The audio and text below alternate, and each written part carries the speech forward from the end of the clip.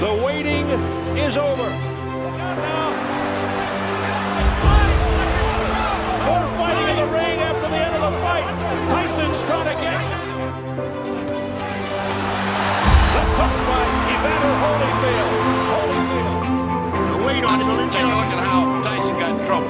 Bang! It went that much. Well, and that hurts like hell, but he certainly had a big bite. And it's a dangerous bite.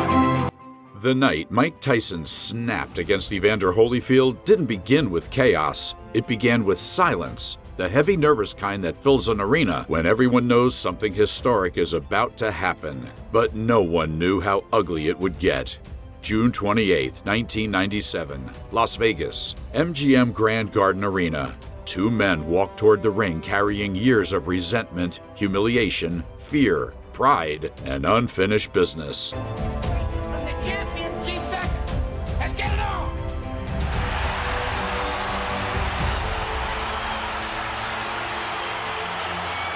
The waiting is over.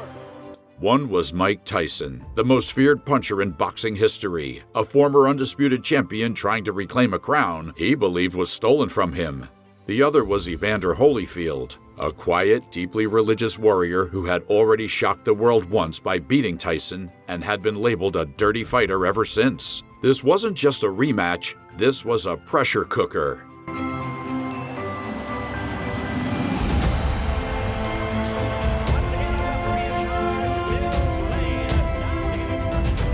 Tyson entered the ring tense, jaw clenched, eyes darting. This wasn't the relaxed predator of the late 1980s. This was a man carrying anger like a weight vest. A straight right by Mike Tyson, shrugged off by Evander Holyfield. Mike came in with the same thing, 1-2, looking to go over again. He had convinced himself of one thing above all else. Holyfield didn't beat him fairly the first time. He had butted him, he had cheated, and everyone had let it happen. Anticipation as before the first fight is almost palpable. Here we go, fight 2, round 1. From the opening bell, the tone was wrong. Holyfield moved forward, head low, shoulders tight, doing what he always did, crowding Tyson, leaning in, smothering punches. Well, certainly start out jamming and then throw it right afterwards. So let's see if we see improvement in the offense of Mike Tyson. I think you can sense the amount of respect here, too, by both fighters. Tyson tried to explode early, but his timing was off. His rhythm was gone. Holyfield absorbed shots, tied him up, leaned on him, and yes, heads collided. In the first round, Tyson was already furious. He complained to the referee. He glared across the ring. He muttered to himself. You could see it building. Every clench felt like an insult. The side of Holyfield's head, an overhand right by Tyson. You know what Mike's doing? Mike's looking to duck and keep his leverage low. Come up banging. I notice he doesn't want to go backwards. And Evander right now he's picking his spot, but he's looking for something. Every clash of heads reinforced the story Tyson had been telling himself for months. They're doing it again. They're letting him get away with it again. By the second round, Punches from both fighters in round 1 from the very first second. it happened. Another headbutt. Clear this time. Tyson's eyebrows split open. Blood streamed down his face.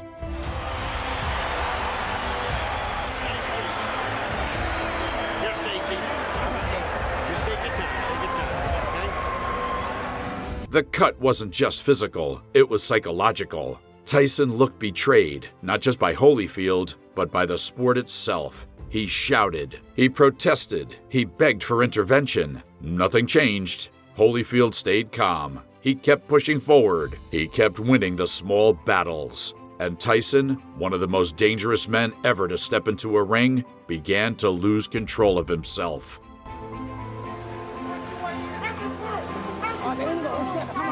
Well, it should spur Tyson to a big effort. It's the same eye that was cut while he was sparring that postponed the rematch date of May 3rd, but we're not sure if it's the exact same. This is the part people forget. The bite didn't come out of nowhere. It came from helplessness. Tyson had built his entire identity on intimidation, dominance, and destruction. But here was Holyfield, again, standing in front of him, refusing to be scared, refusing to be knocked out, refusing to let Tyson dictate the fight. And worse, winning while doing it. By the third round, Tyson's face was swollen, bloodied, and tight with rage. And look at it, Evander just kind of dives. There it is, right there. Puts his head down and comes straight in and hits Mike right in the corner of his right eye. Then it happened. They clinched. Holyfield leaned in. Tyson opened his mouth and bit down on Holyfield's right ear. Hard. Holyfield screamed and jumped back. A piece of his ear was missing. At first, no one understood what had happened. The referee looked confused. Holyfield ran to his corner, pointing, yelling. Blood poured from his ear. I wonder if we can get that on tape. Biting Holyfield in the right ear. What a reaction. Well, and that hurts like hell, but he certainly had a big bite. And it's a dangerous bite. Oh, disgusting tactics here by Mike Tyson. The crowd roared in disbelief. Tyson stood in the ring, stone-faced.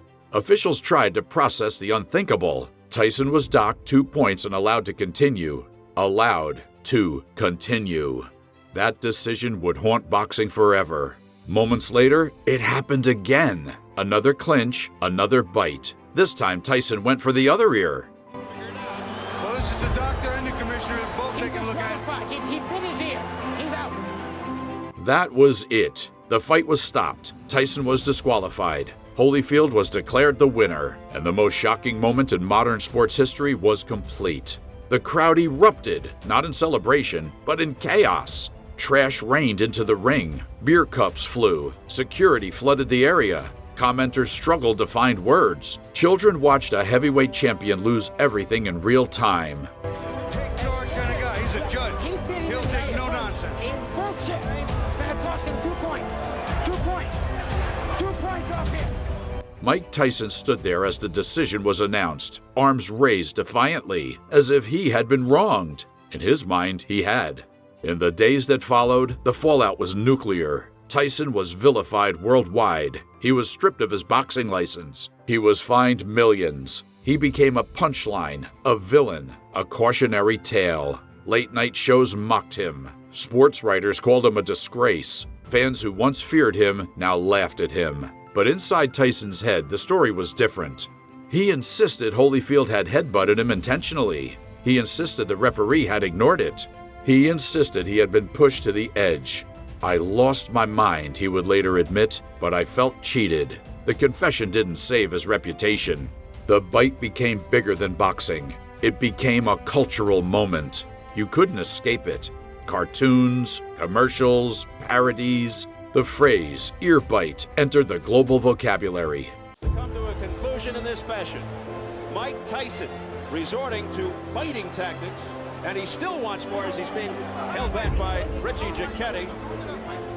Tyson, once the symbol of raw power, was now the symbol of total collapse. For Holyfield, the night cemented his legacy. He didn't retaliate, he didn't escalate. He stood there, bleeding, stunned, but dignified. In one moment, he became the moral opposite of Tyson, calm where Tyson was chaotic. Evander Holyfield was such a view that he could have continued had he not disqualified Tyson. Controlled where Tyson was unhinged. Holyfield would later say he forgave Tyson, truly forgave him. Tyson, meanwhile, spiraled. His exile from boxing deepened his financial troubles, his legal issues, his personal demons. When he finally returned to the ring, the aura was gone. The fear was gone. Opponents no longer saw a monster. They saw a man who could break, and that may have been the real bite. Bill's Lane signaling that it's over. I think they've just about had enough. Tyson showing desperation in fighting Holyfield 2 times. Not the ear, the myth. Years later, Tyson would reflect on the moment with brutal honesty. He didn't defend it. He didn't justify it. He explained it. He was angry. He was hurt. He was lost. And under enough pressure, even legends snap. The night Mike Tyson bit Evander Holyfield wasn't just a scandal. It was a warning about rage, about ego, about what happens when a man who built his entire identity on invincibility finally feels powerless. It wasn't the end of boxing, but it was the end of something far more fragile. the illusion that raw violence, unchecked, could ever last forever.